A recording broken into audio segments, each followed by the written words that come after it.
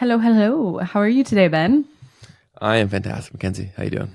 Not too bad. It has been a pretty hectic week in regards to social media news, which is pretty exciting for us, but I'm sure not so exciting for people who are on the other side of social media, just actually, using it.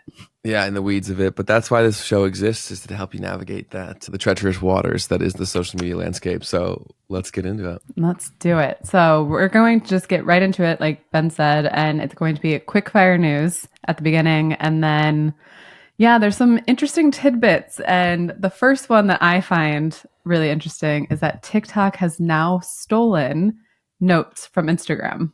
Yeah, I think that makes sense. It's kind of good that it goes back a little bit both ways, where people steal from each other. I say, hey, that's fair. But yeah, it seems like like it seems like notes are a pretty popular feature for certain people, and so I think that kind of fits honestly even better with the TikTok user base. So yeah. Agreed. But I guess, I don't know. Have you been using it at all? Or is it just me that's like been very lost in using notes? No, I haven't used it at all. But I know that some people that like it, they really like it. My sister said she's been on the show before. She's pretty young. I was just looking at my Instagram. She likes it, and her friends apparently use it a lot as like a touch point. So I think it's one of those things where it's probably a really low weight addition. So it's kind of like a why not? Right. So I wonder, do they use it as kind of like, and this is going to show my age, kind of like the AIM or the MSN away message where you're just like, here's a song I'm listening to, or like, I'm going to add some lyrics that are a bit obscure so people really don't know what I'm talking about and super vague. Yeah, I think most of them use it as like a kind of like a lob. You know what I mean? To like Okay. to get people to respond, kind of thing. So like they'll talk about where they are, what they're doing, or like something along those lines to see if people want to go or like. Do you get what I'm saying? Yeah. Okay. That's interesting. So TikTok launched this new option. It's share a short text based quote unquote thought. Mm. So instead of calling it notes, because they actually have an app called TikTok Notes still. Yes. So they now are calling it thoughts, which I Nuts. find very interesting as well. Like share your Yeah. thoughts. It's cute. It's a cute idea. I don't know if I would actually ever use it. I don't think I personally would, but I think a lot of brands, if you're trying to capture that Gen Z audience or even younger, I think that using these features is so important. And any messaging feature is going to be super important, especially for Yeah. the people who are younger. Definitely. And I think that I try to think back to how I would have used this if I was like 10 years younger, if I was like 17, 18. Like I probably would have used it because we were using it for very different purposes of like genuinely like that's where our lives were conducted socially. Now I find like the older I get, the less that is the case. Yeah. And so I feel like these rapid touch points just seem less and less valuable to me. But like I can really see why people would want that. Cause I think back to my old when Facebook was popular and how like Facebook statuses were a big deal. And I get like notifications all the time that I used to post them a lot. I'm like, I don't can't believe I even used that, but it's what we did.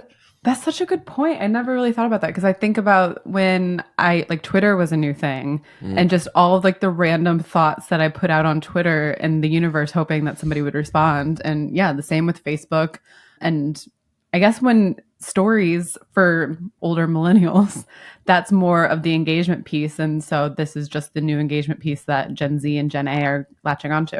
Yeah, great point. I think the mechanism is the exact same. It's like we're doing the same thing. We're trying to like throw a lob for like some sort of connection, but the barrier just keeps getting lower because Yeah. people are lazier and lazier, and so they want to like make it as simple as possible to throw out a lob for connection. All right. Well, that is the new TikTok thing. I'm sure it's going to do well to get new audiences coming in. TikTok also recently added group messaging onto their platform as well, just to get more people to on the app, communicating on the app. I think DMs are harder on TikTok, in my personal opinion. So I guess this is their way to like get people to engage in DMs, especially since usage is actually majorly down on TikTok across the board. So I think they're just trying to find any way to get that younger audience captured again, just to get them on the platform, start engaging again. And this is just another new way to do that. That's one thing that Instagram does really beat them pretty badly on is that messaging. They've really nailed messaging. The sharing of things is far more seamless there. TikTok owns just individual consumption, but eventually that leaves you feeling pretty icky and like Yeah. why am I here kind of thing. Eventually, you can only get dopamine depleted so many times before you're like, I want a hug, or like, where's my friend? Yeah, I think that makes sense where they would try to improve that. Because if I were to look at the app as a whole, that's probably the biggest glaring weakness. So that makes complete sense to me. But now, like, I've had the app for so long, that would feel so foreign to me, having a group message. Like, I'm sure we can learn to use it, but I'm so used to not using TikTok for messaging at all. I'm used to going, like, finding someone on TikTok and going to Instagram to message them. Well, and even for me, so like with TikTok, you have to like be following each other to even DM. There's like all these different nuances with actually messaging somebody on that platform, which in a lot of ways I totally understand. Like, if you don't want somebody messaging you, then they shouldn't be messaging you. But I find it, for me personally, I just have friends who just constantly send me videos on TikTok. And we're not actually engaging with each other. We're just like we'll be sending TikToks back and forth without even commenting on them, without even like engaging within the platform. It's just sending videos. Whereas on Instagram, when I'm sending videos back and forth, or I send memes, or if I see a restaurant that I'm like, ooh, we should check this out, we're actually talking and engaging inside Instagram's DM platform. And so that, to me, just even that little component, even though I'm still messaging inside TikTok, we're not actually engaging inside TikTok. Such a good point. I have 2 or 3 friends that instantly came to mind where it's the same sort of thing. Like, we send videos with no context really. And then what I've come to do now is I'll occasionally like the ones that I really like, to like try to train them to give me more of that. Your own personal For You page? Yeah, seriously. And I like, we'll show me like, oh, this one I really liked, so I'll give you a like, but other ones, no. So yeah, no, that's very true. It's crazy how quickly we adapt to these tools, and like they get their own set of norms, basically, of like, this is how we use it. So that's super interesting. I'm sure that most people, if you and I both have the exact same experience, I'm sure that's pretty universal. Absolutely. So speaking of messaging, because I feel like this whole entire episode is just going to be us talking about different messaging platforms, but Instagram, or I guess Meta in general, on Threads, you will now be able to start DMing people, and they've added like a new message icon. And this is going to be obviously a new way for people to communicate in a different platform. And the number of people actually using Threads has pretty much, I think they said, doubled almost recently. Wow. Because of the ban of X in Brazil. Okay. So the number of people on Blue Sky has gone up to, I think, 1 million users in one day, or 100 million users, I'm sorry. And then Threads has completely climbed on the charts because there's no X in Brazil at the moment. That makes a lot of sense. It's a pretty huge market. I was going to actually ask you, are you using Threads? Because I know you're a big Twitter girl, so I thought maybe Threads would still be up your alley. Are you still using that? I am. So I wasn't using it for a while because I still check X every day. It's still like on my morning routine, my Facebook, X, Instagram, TikTok. But as I'm scrolling through Instagram, I will, you know how they have like the little pop-ups for threads that were just posted? Yeah. Some of them are engaging to me. So they've figured, like, I think Instagram and Meta has definitely figured out which ones I'm going to click on. Okay. And are starting to show me those more. Because as soon as I click those, now I'm like getting stuck into threads. And so it's becoming like more of a routine thing for me. I do find it much different than Twitter. Yeah. Especially with the engagements. It feels like a lot of people are on there just asking general questions instead of like talking about their thoughts and opinions or posting interesting things. It's just basically like, did you know that, I don't know, like the biggest ocean is this ocean? And then there will be people like commenting under it. So it feels more general and I don't know, not as like self-destructive, not as like, because obviously it's just not a news cycle. So like Twitter is like 24-hour news. Like it's constantly new information. Whereas Threads doesn't feel that way at all. It just feels more like this weird niche utopia at the moment, which I feel is going to change, especially with the introduction of ads and with the introduction of DMing. They now have a new component, which we talked about previously, where you can filter political content in or out of your feed. So I don't know. I feel like there's something there. It's not quite there for me yet. It's not as addictive to me yet, but I can feel like it's probably on the precipice of being one of my more used apps. Yeah, I'm sure they're trying to capture enough data to make confident decisions. But it's very good point you made there was the fact that X had really like X is almost like elitist to a degree, where like you either are an X person or you're not. Like, and there was no gray really before. It was either like very pro or very against. And so it was interesting that a lot of people who are probably not big X users now have a platform like that. Yeah. And I've been really interested in seeing the push notifications that they send to me to try to get me to go to Threads. I've been paying attention to that a lot.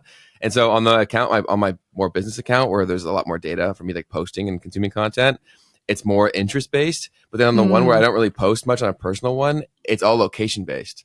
So I found it, so I'm like, oh, that's really interesting that's what they're going with. But yeah, on my smaller account where it's just personal stuff, they keep telling me like things in my area, like threads about my area. It's really interesting. Well, and I have noticed the push notifications like popular in your area is a big one.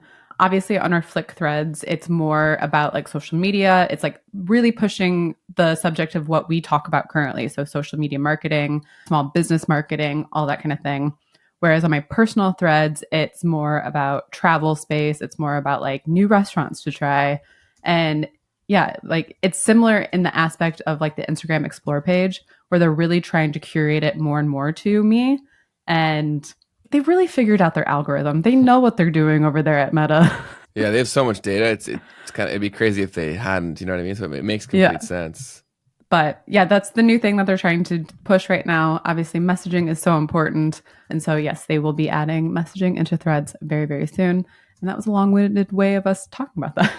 Hell yeah. No, I think messaging is so important. I think that it's crazy that Mosseri from Instagram consistently says that the most time on the app is spent within messaging. Like messages. That's crazy to think about. In a content app, more time is being spent in messaging. Like that's insane. Like obviously that speaks to the fact that like $1 billion business is being built off the back of messaging. So clearly important. Absolutely. And speaking of that, this is like a little bit creepy of me, and I apologize to all of my friends and family, but I watch how my friends and family use Instagram and use their apps in general. And the other day, my boyfriend was on his phone and he was like scrolling through Instagram, but he had like 42 messages and he clicks on it and it's just like his friends sending him like memes and like videos. And that's legitimately, that was the only time he spent on Instagram was in his DMs. Mm-hmm. And he would like occasionally, like he would open up like a reel that one of his friends sent him and then start scrolling through reels because obviously that the next one would pop up. But I was like, this is so interesting because I hardly spend any time in my DMs on Instagram. Yeah, I'd say I'm the same with you, but obviously like we have very similar experiences given our professions and what we do. And I do the exact same thing where I'll watch my family and friends and then, but I'm even worse because I'll watch them, then I'll explain to them why they just did what they did. and then they're like, what, like, get out of here, man. And I'm like, oh, I'm sorry. But no, that's super interesting. And I think that's probably pretty common. Like I know there's so many, a lot of my friends that don't create content and stuff, they're big on like Instagram group chats. Like that's a very big thing. It's huge. And because it's a great place to share content around a certain topic or a certain group. So I think it makes sense why TikTok would want to try to capture some of that market share because none of that happens. But I think the reason why TikTok is also so bad for messaging is not just because the features weren't there, but how we view it is very different. It's very much like an isolated experience. We don't really see it as the community piece. And that's why people care about who unfollows them on Instagram, but they don't care about TikTok. It's like a totally different experience. That's a really good point. And I was listening to a podcast the other day, Shameless, if anybody wants to check them out. But they did a new segment recently. It was like, what's on your For You page? Or like, have you seen this? And they were just talking about something that's currently trending on their own For You page. And they're wondering if it's on other people's For You page as well. And when you talk about TikTok being an isolated thing, like all of our For You pages are so incredibly different. It's crazy. And that's like the other element. We're like isolating ourselves in our own little group and in our own little environment and not being able to share that with others, really. Yeah, I think we've touched on this in previous episodes in the past, but it does kind of concern me because of how siloed everyone's experience is that it makes it tougher to relate to the everyday person that you see. And so people stick to more of their group and their safety. Whereas back in the day, like you could go out and you knew that everyone saw or heard something on TV because it was the only thing we could see or watch. Like within reason, right? Like everyone knew that chances are 80% of the people were watching this, like, the Super Bowl or whatever. Like now it's like you can get so niche specific. There are people who are on like random reality TV show TikTok and that's all they watch. It's really strange. It's very bizarre. Yeah. I need to think about that more because I feel like there's The- there's way more to that than we think there is. It feels for me, not to get too dystopian, but it feels like the beginning of the whole Wall-E thing. You know, where they're at the yeah. end and they all have their screens with the custom tailorized content. Because Yeah. like the next evolution of this, obviously, is AI developed content from point A to Z, and you're gonna be able to get like custom everything you want. And then we have to pose the question: is that good? And I'm not the guy to answer. No, neither of us are. No, but it's important to question these things because I think a lot of like we see this all the time because we are paid to think about this stuff, but the vast majority of people just use, Consume. right? Yeah. Yes, and they just consume and they don't realize how it's shifting their thoughts, beliefs, like patterns in their own life, and it's incredibly powerful. And actually, I went to a concert like 2 or 3 weeks ago, and it reiterated to me how like real this stuff is because we go numb. We post content all the time. We just like, oh, it's just a job, right? But it actually influences people. I went to this concert from one of my favorite artists called Mike, and like he preaches positivity and like being a good person and whatnot. And I'm like, yeah, whatever. Like he had connected so deeply with his audience. They were all like purposely so nice because they felt connected to like the posts that he had put out there. It was crazy. I had never seen anything like that where like he preaches like positivity, connection, like support. And they were literally all like, yeah, they call themselves Steve's is his fan groups. And they're like, what up, Steve? Like they were all introducing to each other. They never met. Like it was so weird. I'm like, what you post for like the everyday person that consumes, it actually dramatically dictates their life. Yeah, it's wild, isn't it? It is because we go numb because we look at everything critically. We don't consume like the average consumer, and it's difficult to like get into the mind of someone who's not you. Well, and I was talking to somebody the other day where I was like, everything's marketing, everything's branding. There's nothing that's not trying to be like marketed or branded towards you.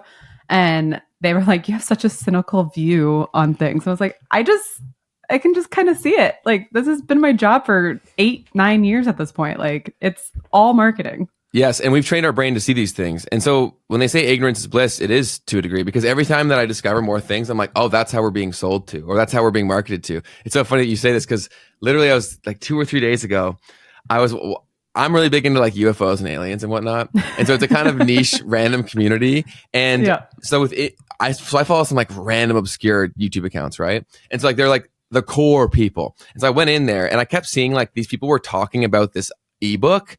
And then I put 2 and 2 together. I was like, oh my God, this is a marketing tactic. So he's coming into these niche communities. He's got these like niche ebooks written. He comes in and like acts like it's a very inconspicuous comment, just like talking about how this was the best book. And then he gets a ton of his other fake accounts to reply and have like a fake dialogue. So this gets pushed to the top. So people think they're finding like insider information. And then I discovered this because like I went to put my marketing hat on. And I went to his page, his seller page, and he has the author has an ebook of like every niche, like super hardcore community. Yeah. And so he's doing this. He's running that's a marketing hack. It's because like YouTube comments or Reddit comments or like Reddit threads are like huge because people think it's just like dialogue. So they don't ever even think that they don't have their ad detector on. They're just like going through. And so if it sounds legit, they're gonna be like, oh, this must be legit. I'm gonna go buy. And I literally like almost bought it. And I'm like, wait, marketing hack. And then I was like, I know what this guy's doing. And then I dug deeper and that's exactly what he was doing. Yeah. And again, I'm like going to connect all these things that we're talking about. It's all about communication. It's all about messaging. And so you've got the messaging with TikTok doing thoughts. So that's a new way that you can message people. You've got their group messaging over there now. Meta knows exactly how important it is to message people, to directly message people. So that's why they're introducing messaging into threads. And TikTok, like obviously Reddit threads and Reddit comments, those are great ways to get in front of your audience. Those are great ways to start spreading your message. And it doesn't feel like salesy. It doesn't feel adsy. It's because you're trying to like actually connect with people on like a more personal level and like pushing your product in front of them. And to even go further on that, Snapchat is now adding sponsored snaps into like advertising opportunity. And what that means is like when you open up your Snapchat DMs, you'll have an ad in your Sent DMs. To you? Yeah. Wow, that's interesting. And obviously you can choose whether or not you open it. Yeah. But I think a lot of people would open it out of curiosity.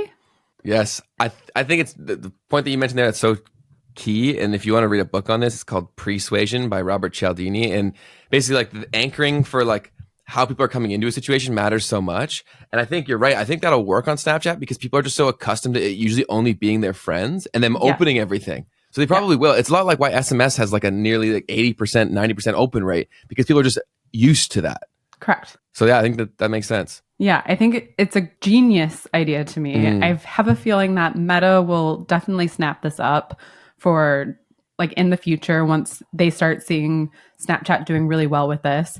I'm curious what the price point is going to be, because I feel like it would have to be a pretty hefty price point for something like this. If I had to guess, and this is pure speculation, it probably operates like one of YouTube's ad products where you only pay if they click it. Okay. So it probably operates like that, where it's probably a very expensive per click, but you only pay if they click. That'd be my guess, but I don't know. It's going to be interesting. I don't know how well it's going to do. According to Social Media Today, advertising in people's private DMs is generally not welcome, and examples like LinkedIn sponsored InMail are reflective annoying. Of that. So it could be something like that where you get a message and you just get annoyed about it. But LinkedIn is so cringe as is. And so I think that's so like the bigger reason as to why the problem's there is because like the whole platform itself is super cringe. And so people are just kind of fatigued by that in general. So I think that Snapchat may have a better chance of it because it is a lot more like peer-to-peer typically. Yeah, so we'll see. I'm genuinely so curious about how this is going to work.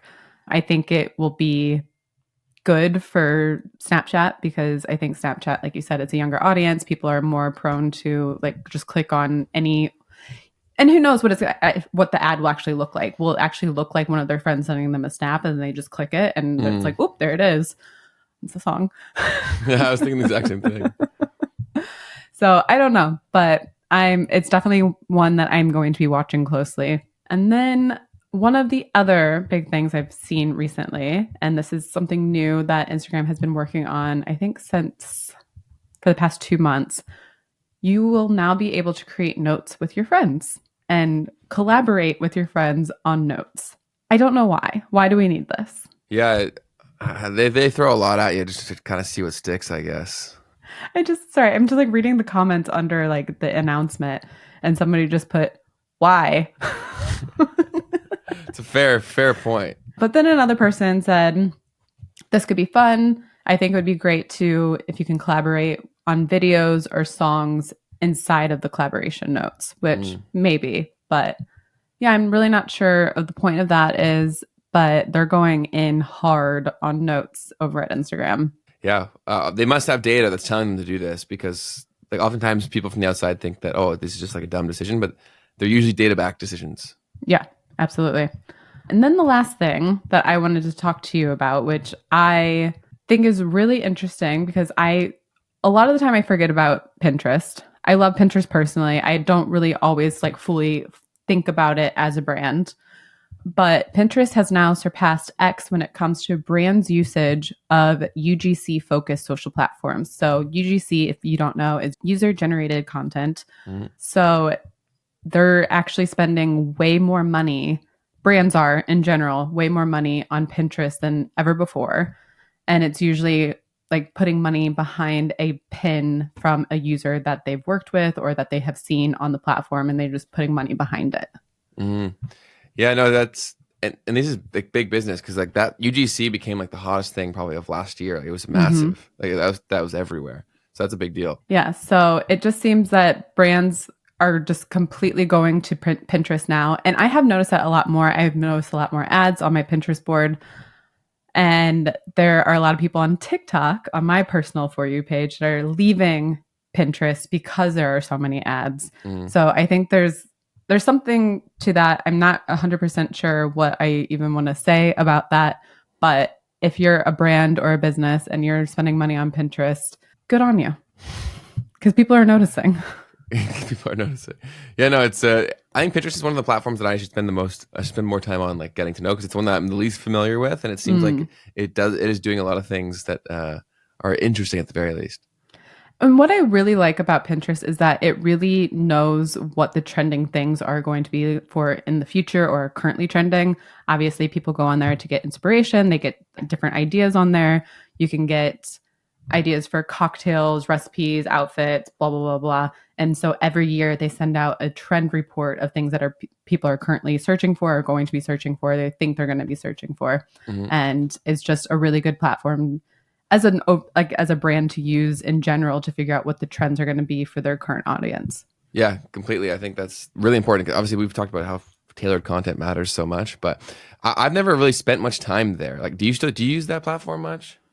I do. It's mainly for recipes that I want to make, or if Okay. this is very lame of me. Every year I put together a board for what I want my future year to look like. So kind of like a that's mood awesome. board, Mhm. and like pin different like places, like overall ideas, anything like that. I put it all on a board, and then I look at it at the end of the year to see like what I've made happen, what I haven't made happen. That's awesome. That's really cool. That's a big thing. I've used it before for like brands I've worked with to like make mood boards and whatnot, but Yeah. that's about it. I think there's a lot to it. I think especially with, you can do like, it's almost like Instagram stories, but they're called pins. And so you can like scroll through those, and those are doing really well. I think they're really good for blog posts. So if you've got different blog posts that you want to put out there in the world, I think if you do a really beautiful image and you link the blog to that, there you can get a lot of clicks through it. We do it at Flick, and it's honestly a really good thing for us to link to our blogs. We link it to our YouTube, we link it to most of our platforms, and we've seen an influx on the ones that we spend a lot of time on. But you have to make the pins interesting or like visually focused, to get people to click. Because if they're not, then people just don't care. Yeah, no, that's a tick of it. I think that's like almost marketing in general at this point. So you gotta buy the first 5 seconds to get the rest. Exactly. But yeah, so that is pretty much all of the big news items this week. It's been a pretty hectic week, especially when it comes to messaging platforms. And I'm just going to reiterate it one more time at the end of this episode. You need to start messaging people. You need to really get into the idea of messaging your audience. Obviously, these major social media platforms are going all in on messaging. So if you're not thinking about messaging when it comes to your marketing, you're going to really miss out on a trick. Yeah, completely. And then also, we've had this before on the show, and then also through content where I've said to message people in the past, and people fought it so hard because it used to be kind of weird, but like I never even thought it was weird at all. But I think now it's even more important that people want this stuff because they don't get it anywhere else. Back then, they probably got more messages from friends. They probably got more activity from like people they actually knew. Now they don't get that, and they want something. So it's like, get past that, and also figure out like not everyone's going to reply. That's totally fine, but use this as a tool. If the platforms themselves are investing billions of dollars into it, you should probably take the hint. Yeah, absolutely. Like, even though I don't personally do notes, on our own Flick account, we do notes because we think it's important to do that. Like, we know 100%. That people are going to engage with that, or they're, even if they're not like actually engaging with it, they're seeing it. Yes. And so whatever message you have, you can just throw that in that little notes section, and people will see it and be like, oh, that's interesting.